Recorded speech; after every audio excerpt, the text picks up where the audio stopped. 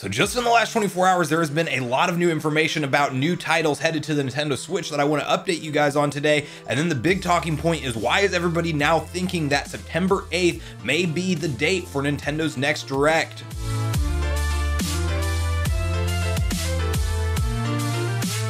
What's up, Nation? If it's your first time on the channel, make sure you join Sunbro Nation by subscribing below, hit the like button on this video if you enjoy it today, and make sure you turn on your bell notification icon so you're kept up to date with all the newest gaming news. As I mentioned, guys, we're talking about a few different things today. The first of which I want to cover is a couple new game announcements that we have that will be officially heading to the Nintendo Switch. And the first one we're talking about is the Crisis Remastered Trilogy. Now, these games will actually be sold individually at $29.99 a piece, and they will be releasing on a physical edition separately for September 28th. And then there apparently will be a digital bundle with all three games that will be sold together on October 15th. And while I'm not the biggest Crisis fan out there, I do know that this was the biggest PC shooter back in the day. I'm just not that into shooters in general. Every now and then I'll give one a chance, but this was a running joke that, you know, if your PC that you were building back in the day could run Crisis, then it was up to standard, and then if it couldn't, then it wasn't up to standard. And so now we can officially say that yes, the Nintendo Switch does indeed run Crisis, and it will be out here around the corner. So I would love to hear from you guys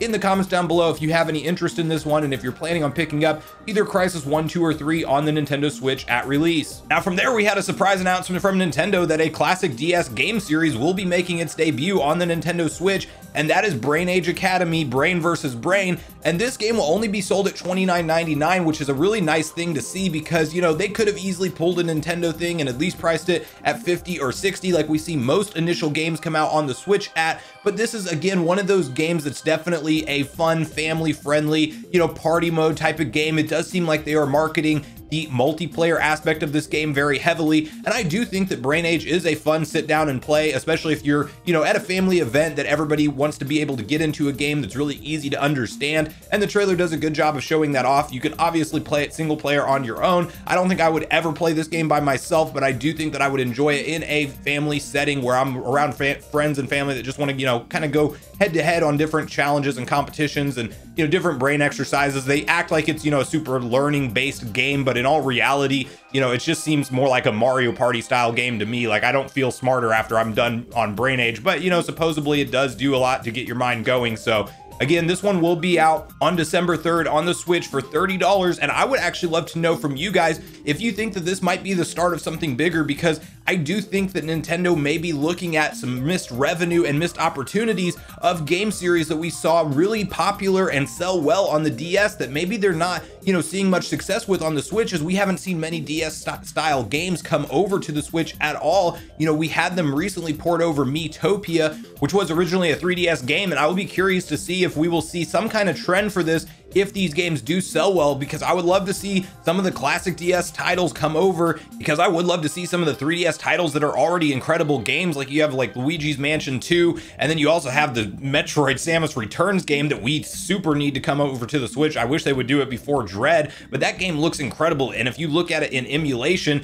you know, you could just up-res a lot of these 3DS games, revise the touch style controls to make them work on a controller, and that's really all you have to do with a lot of these ports. And I think Nintendo could make a trend of this on bringing more DS and 3DS style series to the Nintendo Switch. So make sure you guys share your thoughts and opinions on if you think this means Nintendo may continue to look at this for future game titles, or if you just think this is a one-off with Miitopia and Brain Age. And from there, we have to talk about some gaming showcases that were just announced. And I got to tell you guys, I'm super pumped for the month of September in gaming, as, you know, it kind of is starting to feel like a second E3 when a lot of companies want to do their marketing blitz and their final media push before the holiday season to tell you why you should be picking up their system and their games. And the first event that we got officially confirmed today that will be taking place on September 17th is a THQ Nordic event. And they have actually said that there will be 6 new game announcements that have not previously been reported upon, and some of which will be some legendary classic series returning. Some could be completely new titles. Maybe it's a new Darksiders game, as it's been a while since Darksiders 3 was originally released. And, you know, THQ does have a good track record of at least porting or bringing over their games to the Switch at some point in time. So this will be an event that I'm excited to see take place on September 17th. And it apparently is the 10th year anniversary for THQ Nordic. And so they're kind of making a big deal. They even brought in Jeff Keighley to host the event, because apparently, you know, Jeff Keighley is the face of video game events. There's nobody else that's out there that does it. It's just him.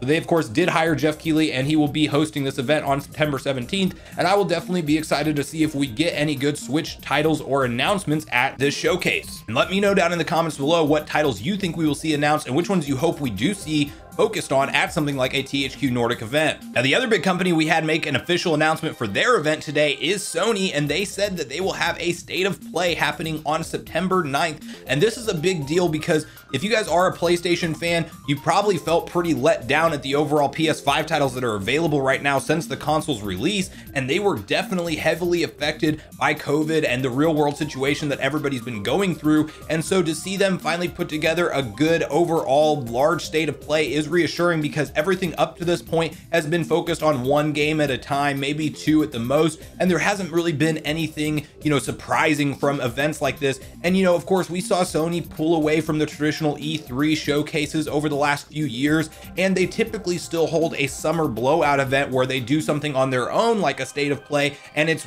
focused, you know, 30-40 minutes, and it's just like what a Nintendo Direct would be, but for PlayStation titles. And we did not see them do that this year at all, and it does sound like this September 9th event may be that for Sony. It may really be their E3 level presentation, as Andy Robinson tweeted out once this was officially announced that he is hearing from his sources that there will be some major surprises and major announcements at this event. So when I'm not playing my Nintendo Switch, I'm normally playing my PS5, and I do look forward to this event, especially if we get any kind of God of War Ragnarok footage, as God of War on the PS4 is just an incredible title, and I'm super excited for the sequel of that to come out. And then of course, you know, Horizon Forbidden West is another one I'll keep my eye on, as that one just kind of has, you know, some Zelda Breath of the Wild style vibes for me, and I would like to play through that at its release. But we do know that both of those games will be 2022 titles, so I'll be curious to see if Sony has anything up their sleeve for surprise 2021 announcements, as there's not a lot of PS5 first party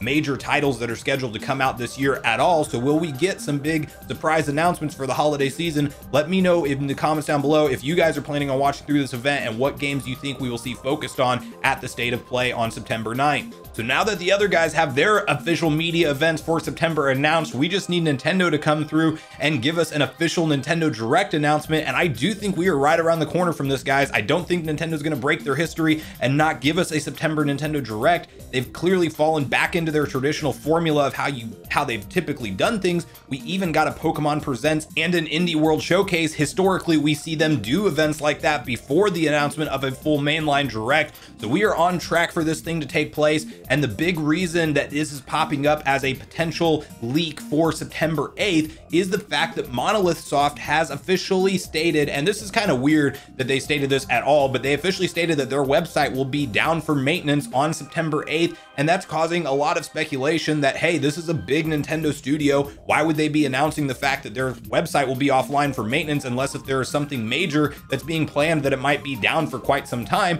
And you know what that may be is the fact that, you know, we had a voice actress from Xenoblade Chronicles leak essentially that there was a third one for sure in development, and in her interview she stated that she was not sure if she was supposed to announce that, and I'm sure she definitely wasn't. And then we had other sources come in and back up that information, stating that in fact not only is it in development, but it is nearing completion, and it was originally supposed to be slated for a 2021 launch, but was then pushed due to the real world situation and work from home requirements and whatnot, like we're seeing take place everywhere across the gaming industry. So I think this does add up personally. I mean, it's not like the Direct has to take place on the 8th or the 9th, or maybe if it's even on the 7th, like it doesn't have to happen, but I think where there's smoke, there's fire with this thing, and this would be the perfect week for Nintendo to announce it. Now, if it's not next week, I think it's the week after, and I know everybody can just say that and it's a relatively safe bet, but again, guys, I'm looking at history here overall from how Nintendo handles their September events, and there's only been 1 year in like the last 8 or 9 years that they haven't done a Direct in September. And so I just think it makes sense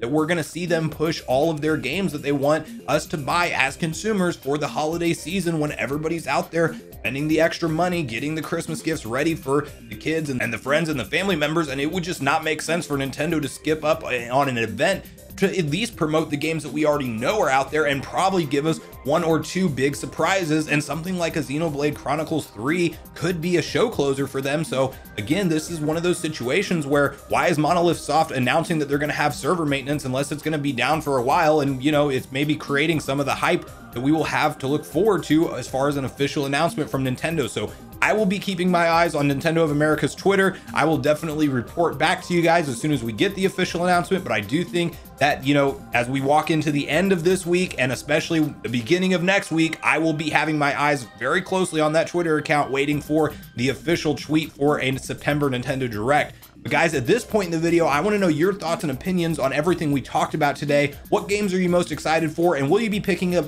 any of these new additions and new game announcements that we covered here today? And then what's your personal wish list for a September Nintendo Direct? When do you think we will see an official announcement from Nintendo, and what games do you hope show up at the showcase? So make sure you share all your thoughts and opinions on that stuff in the comments down below before you do leave the video, as I do look forward to getting a back and forth conversation started with you all around this topic. Thanks so much for watching the video today, everyone. I do truly appreciate you all sticking around until the end. I do at this point in the video want to invite you all one more time to join Sunbro Nation if you haven't done so already. Do so by subscribing below, hit the like button on your way out if you enjoyed it today, and make sure you turn on your bell notification icon so you're kept up to date with all the newest gaming news. That's going to do it for me, guys. I hope you all have a great day. Sunbro Nation, out.